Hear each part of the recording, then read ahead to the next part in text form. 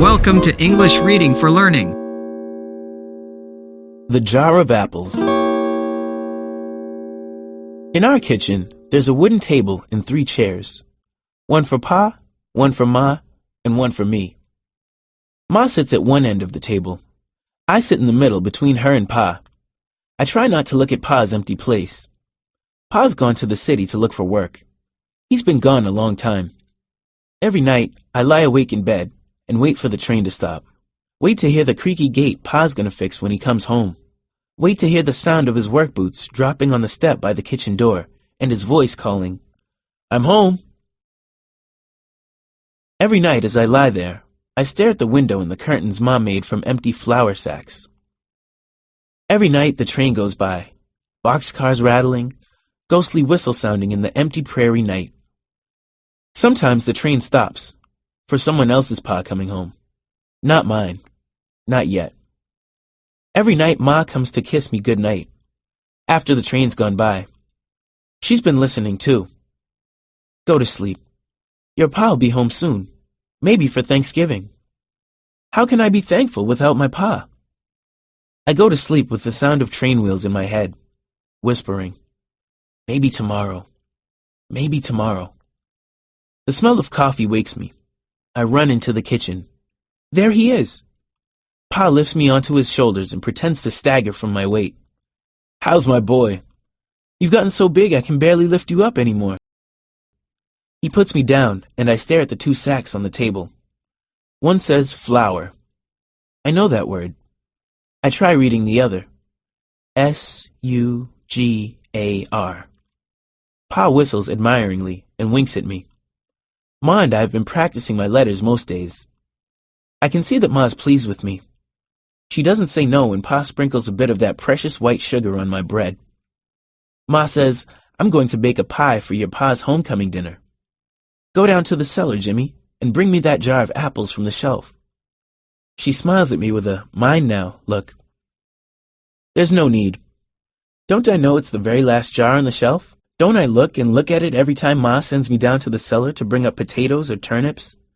Doesn't my mouth water just at the word apples? I take the steps 2 at a time, not bothering to hold onto the wooden rail that Pa fixed for Ma from an old broomstick before he went away. I stand on tiptoe to take down the preserves. I put both my hands around the jar. I know how to be careful.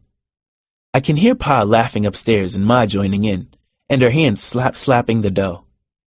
"Hand me the rolling pin, dear," she says. I want to be with them in the kitchen. I hurry up the steps, and my bare foot catches on the middle one.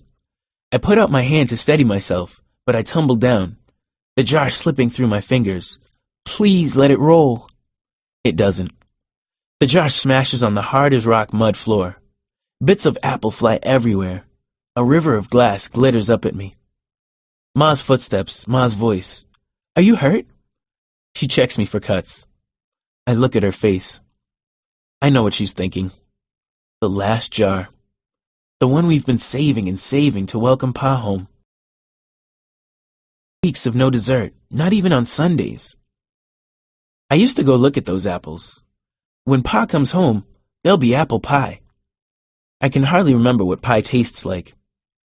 Today's the day, the special Be Thankful Day, and I've spoiled it. Ma's on her knees putting bits of glass in her apron. I bring her the broom. She gets to her feet and starts sweeping up. "Go on upstairs now. Mind you don't cut your bare feet." I want her to yell at me, be mad at me, but that's all she says. Upstairs, Pa wipes my eyes with the tail of his shirt. "Never mind, old son. Accidents happen." I bury my face in Pa's torn old jacket that he's hung on the back of his chair. I smell the miles he's walked, looking for work to bring us those sacks on the table. I smell the dust of the train and the city. I smell that special Pa smell. I think I can smell how lonely he's been. I wish I hadn't hurried. Next time I'll be more careful. Ma comes back into the kitchen. She brushes the hair out of my eyes. "Pa'll cut your hair soon," she says. Then she kisses my cheek. Guess she still loves me. "Now out of the kitchen, you two," Ma says. I'm going to bake my mama's sugar pie. It's a special occasion pie, and it doesn't need apples. I've always wanted to taste sugar pie, Pa says. Pa and me go out, and I help him fix that old creaking gate. I show him the place where I nearly caught the rabbit. He measures me against the back door and cuts a new notch with his whittling knife. I've grown a whole half-inch since he's been away. Pa, are you home to stay now? Not yet, son. Not for a while. Got to wait till times get better, and they will.